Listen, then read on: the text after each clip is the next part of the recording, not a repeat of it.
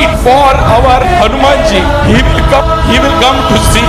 ये video late बनाने के पीछे का मेरा मकसद सिर्फ इतना ही था कि जब कल्कि 2898 AD ने अपने रिलीज के बाद अपने स्टैंडर्ड्स इतने ऊपर कर ही लिए थे तो मैं उन स्टैंडर्ड्स को नीचे नहीं गिराना चाहता था। जब इस मूवी का नाम प्रोजेक्ट के था, यानी कि जब इसका टाइटल रिवील नहीं किया गया था, तभी से इस मूवी को लेकर जो लीक्स निकल कर आ रही थी ना कि इसमें हमें महाभारत दिखाई जाने वाली है, भगवान कल्कि के बारे में बताया जाने वाला है, ये सब सुनने के बाद ही सभी मूवी लवर्स और इवन प्रभास अन्ना के फैंस भी ये डाउट कर रहे थे कि कैसे दिखाएंगे ये लोग, क्योंकि आदि पुरुष ने स्टैंडर्ड्स ही इतने नीचे गिरा दिए थे। जनता ये मानने को तैयार ही नहीं थी कि एस.एस. राजामौली जैसे डायरेक्टर्स के अलावा कोई नया डायरेक्टर हमारे सामने महाभारत और रामायण को इस तरह से प्रेजेंट कर सकता है। लेकिन जब कल्कि 2898 AD ये मूवी रिलीज होती है तब हम सभी की सोच गलत साबित होती है और नाग अश्विन खुद को प्रूव करते हैं। वो दिखा देते हैं कि हम भी है लीक में। अब कल्कि 2898 AD के तो रिलीज के पहले ही यहाँ पर उसको लेकर डाउट जताया जा रहा था, लेकिन एक ऐसी मूवी भी थी जिसकी की जब अनाउंसमेंट हुई तभी लोग पागल हो गए थे। अनाउंसमेंट तो छोड़ो, जब ऐसी छोटी छोटी लीक्स निकल कर आ रही थी कि तानाजी के डायरेक्टर यानी कि ओम राउत के साथ बाहुबली वाले प्रभास यहाँ पर मूवी बनाने जा रहे हैं और वो भी रामायणा पर, और जिसको टी सीरीज जैसी बड़ी प्रोडक्शन कंपनी प्रोड्यूस कर रही है और उसका बजट 600 से 700 करोड़ के बीच है। तो फिर तभी से लोगों ने अपने इमेजिनेशन के घोड़े दौड़ाने शुरू किए और इतने एक्साइटेड थे लोग कि किस तरह से हमारे सामने राम भगवान को प्रेजेंट किया जाएगा, किस तरह से हमारे सामने हनुमान जी को प्रेजेंट किया जाएगा, और जितने भी ग्रेटेस्ट कैरेक्टर है रामायणा के उन सभी को किस तरह से प्रेजेंट करने वाले हैं ओम राउत। लेकिन जब मूवी रिलीज होती है तो सबकी उम्मीदों पर ओम राउत पानी फेर देते हैं और सच में हमको पागल बना देते हैं। हनुमान जी जैसे कैरेक्टर को डायलॉग कैसे दिए गए हैं आदि पुरुष मूवी में, कपड़ा तेरे बाप का, तेल तेरे बाप का, तो जलेगी भी तेरे बाप की, मतलब वाह, बस अब यही सुनना बाकी रह गया था। और वहीं यहाँ पर कल्कि 2898 AD में जो हमें कृष्ण भगवान और अर्जुन के बीच में संवाद देखने को मिलता है वो कितना एक्यूरेट है और सुनने में बिल्कुल बुरा भी नहीं लगता, क्योंकि वहाँ पर ऐसी भाषा का प्रयोग किया गया है। भले ही इन डायलॉग्स में पूरी तरीके से संस्कृत का यूज नहीं किया गया है, लेकिन यहाँ पर शुद्ध हिंदी का प्रयोग किया गया है इन डायलॉग्स में, ताकि ये ऑर्गेनिक लगे और ऐसा अंदर से लगे कि नहीं द्वापर युग के मनुष्य और यहाँ पर भगवान कृष्ण के बीच में संवाद चल रहा है। और आपको तो सतयुग को दिखाना था यार, और वो भी हनुमान जी और यहाँ पर रावण जैसे इतने एपिक कैरेक्टर्स को दिखाना था जिनकी की स्टोरीज हम बचपन से सुनते आए हैं। लेकिन यहाँ पर रावण को भी कैसे कैसे डायलॉग्स दिए गए हैं, तेरी बुआ का बगीचा है क्या, कहाँ घुसा आ रहा है, जो हमारी बहनों को हाथ लगाएंगे हम उनकी लंका लगा देंगे। मतलब सीरियसली रावण ऐसे डायलॉग्स बोलेगा यार। और वहीं कल्कि 2898 AD में हमें अश्वत्थामा जी का जो कैरेक्टर दिखाया गया है वो यहाँ पर कलयुग में होते हुए भी ऐसे डायलॉग्स बोलते हैं जैसे कि वो द्वापर युग के हो, जो कि वो है ही। मतलब किसी भी ऐतिहासिक कैरेक्टर का ऑरा, उनकी पर्सनालिटी और खास कर लोग उनके बारे में क्या सोचते हैं, क्या भाव रखते हैं, उन सभी को जांच परख कर अगर उनको डायलॉग्स दिए जाए तो कल्कि 2898 AD जैसी मूवीज बनती है। और अगर सिर्फ पैसा कमाने के इरादे से मूवी बनाई जाए तो आदि पुरुष जैसी मूवीज बनती है। कल्कि मूवी में भी फ्लॉज है और मैं तो यहाँ तक कहूंगा कि कल्कि 2898 AD में भी हमें कॉपीड और इंस्पायर्ड सीन्स देखने को मिलते हैं, लेकिन जिस तरह से उन सीन्स को नाग अश्विन ने एलिवेट किया है, जिस तरह से इस मूवी में नाग अश्विन ने डिस्टोपियन एरा और यहाँ पर महाभारत इन दोनों को ही मिलाकर हमारे सामने प्रेजेंट किया है ना, वो वाकई में काबिल तारीफ है। लेकिन यहाँ पर आदि पुरुष जो कि यहाँ पर रामायणा पर ही बेस्ड है और वहाँ पर हमें इतने बड़े बड़े कैरेक्टर्स को ऐसे ही दिखाया जा रहा है, मतलब कि कोई वैल्यू ही ना उनकी। आदि पुरुष में रामायणा के बेसिक प्रिंसिपल्स को भी फॉलो नहीं किया गया है।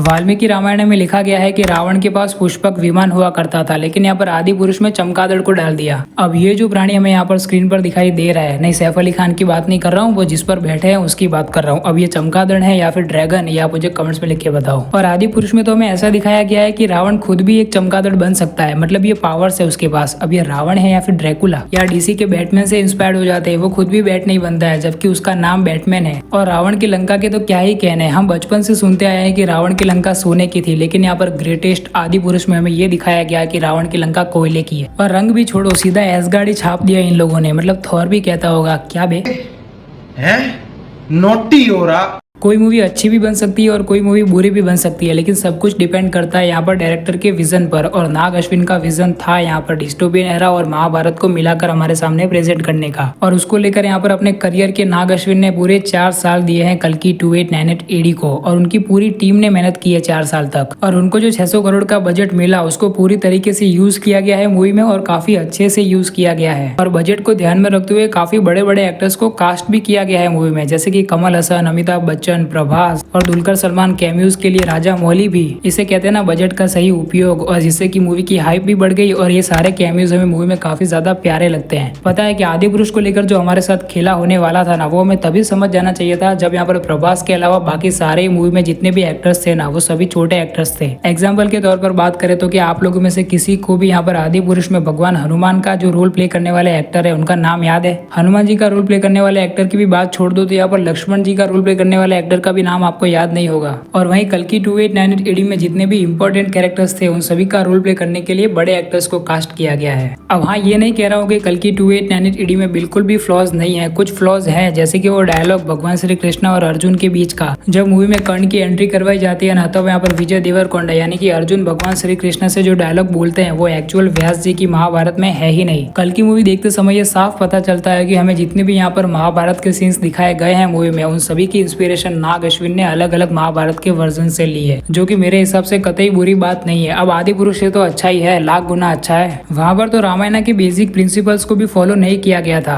और अब बात करें VFX और CGI की, तो जहाँ एक तरफ आदि पुरुष में हमें टेम्पल रन के सेट्स दिखाए जा रहे थे और वानर सेना के नाम पर गोरिल्लास दिखाए जा रहे थे, वहीं दूसरी तरफ हमें कल्कि 2898 AD में जो पूरा वर्ल्ड दिखाया गया है, जो पूरा डिस्टोपियन एरा दिखाया गया है और इवन यहाँ पर महाभारत के जितने भी सीन्स दिखाए गए हैं, वहाँ पर जो VFX CGI का काम किया गया है वो वाकई में काबिल तारीफ है। और यहाँ पर अश्वत्थामा जी और भैरवा की फाइट सीन्स को कैसे भूल सकते हो आप लोग? उनको कोरियोग्राफी काफी क्रिएटिव तरीके से किया गया है, जो कि देखने में काफी ज्यादा ही अच्छा लगता है। अब एंड में मैं सिर्फ इतना ही कहना चाहूंगा कि फ्लॉज दोनों मूवीज में, लेकिन यहाँ पर फर्क है सिर्फ डायरेक्टर के विजन का। ओम राउत का विजन था सब कुछ जैसे तैसे दिखाना, लेकिन यहाँ पर नाग अश्विन ने हमें मूवी के विलन के बारे में भी इतना नहीं बताया। उन्होंने विलन के कैरेक्टर को हिडन रखना चाहा ताकि वो अपने आगे चलकर यूनिवर्स को सेट कर सके। क्या आपने पूरी आदि पुरुष मूवी में किसी ऐसे अस्त्र के बारे में सुना जो कि रामायण काल में हुआ करता था? ऑब्वियसली नहीं, लेकिन यहाँ पर नाग अश्विन ने हमें महाभारत काल के कई सारे अस्त्रों के बारे में भी बताया है कल्कि 2898 AD इस मूवी में, जैसे कि अर्जुन का गांडीव धनुष जिसको कि खुद ब्रह्मा जी ने क्रिएट किया है, और दूसरी तरफ है कर्ण का विजय धनुष जो कि अब तक था यहाँ पर अश्वत्थामा जी के पास, लेकिन अब भैरवा यानी कि कर्ण को मिल चुका है। और जो अर्जुन का गांडीव धनुष था वो अब मिल चुका है यहाँ पर सुप्रीम यास्किन को। ये जब हमें मूवी में दिखाया जा रहा था तो बिल्कुल भी इलॉजिकल नहीं लग रहा था, और विजुअली भी काफी अच्छे से प्रेजेंट किया गया है हमारे सामने इन सारी ये चीजों को। तो बस अब भाई लोग इस वीडियो को और लंबा नहीं करते, अब इस वीडियो को यहीं पर एंड करते। अब आपको ये वीडियो पसंद आया तो इस वीडियो को एक लाइक जरूर से मार देना, और अगर आप इस चैनल पर कहीं से भी नया आ गए तो इस चैनल को सब्सक्राइब करना तो बिल्कुल भी मत भूलना। मैं मिलूंगा किसी और अगले इंटरेस्टिंग वीडियो में, तब तक के लिए बाय।